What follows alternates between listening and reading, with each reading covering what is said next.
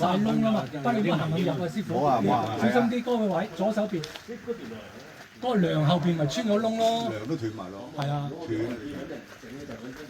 即係一個鐵又好嘅啲咩硬嘅。上面啲硬冇冧啊？硬就冇冧㗎，啲梁佢仲係得㗎，做翻啲固定嘅佢。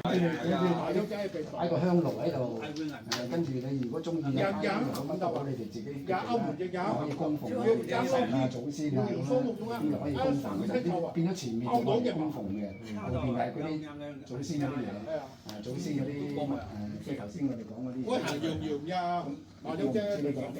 係嘅，但係你好似喺長期有水，行到有蚊㗎啦嘛。有大把後熱就嗱，即係如果你想財咧，講財咧，頭先我哋講嗰啲後生咧，後生嗰啲就係講嗰個即係健康嘅，健康嘅好嘅。即係後生就對後生就講老人，即係講嗰個即係老一輩嗰啲咧，佢比較健康嘅，就整翻嗰啲嘢。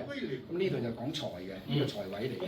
財位咧啲水就落咗嚟，咁而家既然呢個有氣水，呢度執佢整翻靚啲咯，咁啲水咪喺度咯，嗰啲全部清啦。嗱咁咧，跟住呢度前面，當然呢度最好嘅料又係清咗佢，唔係清咗佢啊！你最好油一油咧，屌青苔嚟㗎嘛。係，我真係見到都。咁嗱，我唔知你上面會唔會冧啦。咁另外整固翻佢嘅啦。呢條橫梁咧就要整翻佢。